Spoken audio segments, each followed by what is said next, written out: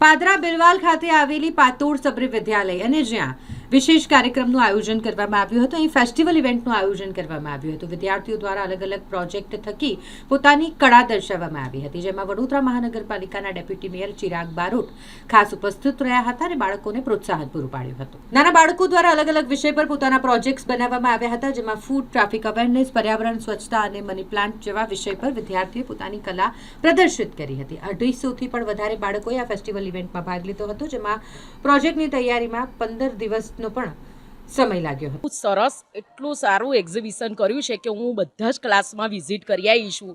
એકદમ દરેક બાળકો અને ટીચરો પર મને બહુ જ પ્રાઉડ છે કે ટીચરોએ પણ એટલી બધી મહેનત કરી છે, છોકરાઓએ પણ બહુ સરસ મહેનત કરી છે અને જે બધું એ કર્યું છે એ મને એટલું બધું ગમ્યું છે. અને આ સ્કૂલ માટે તો મને પહેલેથી બહુ જ પ્રાઉડ છે. મારા બાળકો નર્સરીમાંથી અત્યારે 4 સુધીના અહીંયા જ ભણે છે.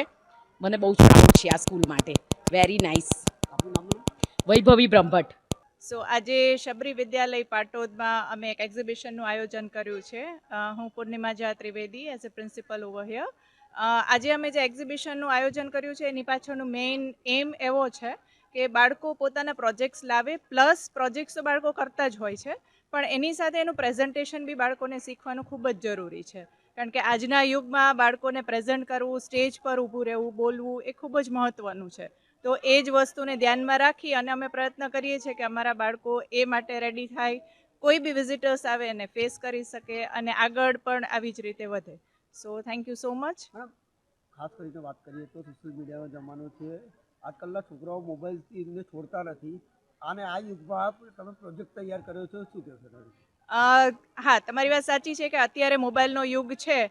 જો આપણે પોઝિટિવ સાઈડ જોઈએ તો મોબાઈલમાંથી ઘણી બધી ઇન્ફોર્મેશન મળે છે. એકચ્યુઅલી ઇન્ફોર્મેશન ટેકનોલોજી છે, તો મોબાઈલ જસ્ટ આપણને ઇન્ફોર્મેશન આપે છે, પણ એ જ વસ્તુને પ્રોજેક્ટ ફોર્મમાં જ્યારે કન્વર્ટ કરીએ ત્યારે બાળકો સમજી શકે છે કે જે ઇન્ફોર્મેશન એમને મોબાઈલમાંથી મળી છે એ પ્રેક્ટિકલ લાઈફમાં કેવી રીતે કનેક્ટ કરી શકીએ. તો એ આ પ્રોજેક્ટ્સ દ્વારા એ લોકો શીખી શકે છે. જે વિદ્યાર્થીઓ મોબાઈલથી જોડાયેલા રહે છે એમને શું સલાહ આપવા માંગશો?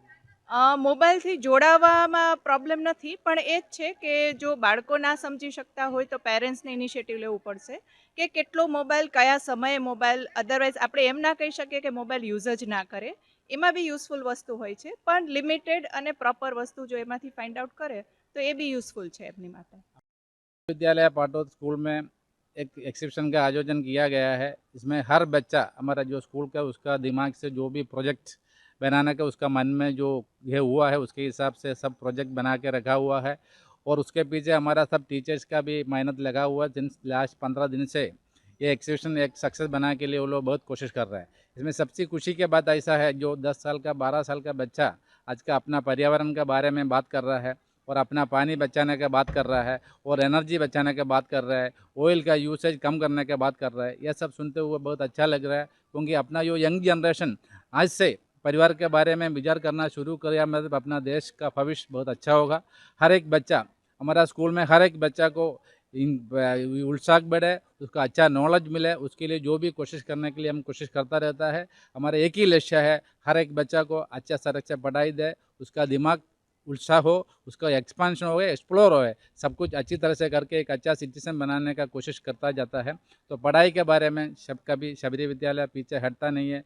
जो भी परिस्थिति में हर बच्चा को मैक्सिमम पॉसिबिलिटी नॉलेज देने का कोशिश करता है. आज का एग्जीबिशन एक बढ़िया संरंभ हुआ है, उसके लिए मैं हर एक टीचर्स को और माँ बाप को और हर बच्चा को अभिनंदन देना चाहता हूँ. Thank you. एक सवाल है कि अभी के युग में सोशल मीडिया बहुत पावरफुल है और बच्चे लोग मोबाइल में रहते हैं, तो ये मोबाइल से दूर रखने का एक अच्छा प्रयास आपके स्कूल द्वारा किया गया है, क्या कहोगे? तो हमारा स्कूल द्वारा हर बच्चा को हमने ये मोबाइल यूसेज के लिए समझाता जाता है. स्कूल में मोबाइल लाना नहीं है, घर जाता तो भी मोबाइल का यूज़ कम करना है.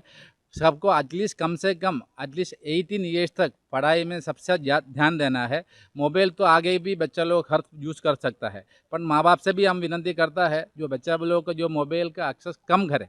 पर क्यों ऐसा हुआ है, जब कोविड के टाइम पर जो बच्चा लोग को पढ़ाने के एक मौका मोबाइल ही था, इसलिए हर बच्चा को मोबाइल के साथ थोड़ा प्रेम और अटैचमेंट ज़्यादा हो गए. पर हम स्कूल में हर बच्चा को बोलते हैं मोबाइल का यूज़ करना नहीं, हम स्कूल में अलाउ भी नहीं करता है. घर जाके माँ बाप को भी हम बोलता है बच्चा को मोबाइल के एक्सेस बहुत कम है, उसको पढ़ने का जब टाइम और पढ़ने है तो फिजिकल एक्टिविटी करने के टाइम फिजिकल एक्टिविटी करने दो। मोबाइल देने से वो मोबाइल दे के कोना पर बैठ जाता है तो का एक्सरसाइज और मेंटल एक्सप्लोरेशन होता नहीं है, इसलिए मोबाइल से इतना बच्चा लोग दूर रहे इतना अच्छा है। आपका नाम सर? मेरा नाम है Rajan Nair, secretary of the management. આજે સબરી સ્કૂલ પાટના જે પાટોદ. પાટોદ જે પાદરાથી નજીક છે, સ્કૂલની અંદર વિવિધ જાતની એક્ટિવિટીઝ માટે બાળકોને તૈયાર કરવામાં આવ્યા છે અને આજે એની પ્રદર્શની રાખવામાં આવી છે, જેમાં સ્કૂલના જે વિદ્યાર્થીઓ હોય એ વાલીઓને પણ બોલાવવામાં આવ્યા છે। અહીંયા જે બાળકોએ તૈયારી કરી છે એમાં અમુક જે એક્ટિવિટી છે એમાં એમના પેરેન્ટ્સને પણ ઇન્વોલ્વ કરવામાં આવ્યા છે। વિવિધ જાતના વિષયો લેવામાં આવ્યા છે જે આપણી રોજિંદી જીવનમાં જરૂરી છે, જેમ કે પર્યાવરણ છે, ટ્રાફિક છે, પૃથ્વી ઉપર પાણીની શું જરૂરિયાત છે, આ બધી જ નોલેજ અત્યારથી નાના બાળકોમાં આવે અને અવેર બને। આવનારી પેઢી ખૂબ સારી રીતે આ બધી વસ્તુથી અવેર થાય એના માટેનો આ એક સુંદર પ્રયાસ છે।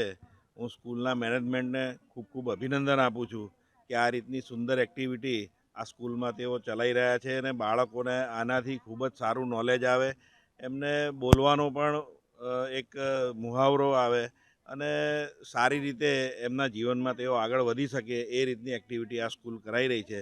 ફરી એક વખત સ્કૂલ મેનેજમેન્ટને ખૂબ ખૂબ અભિનંદન આપું છું।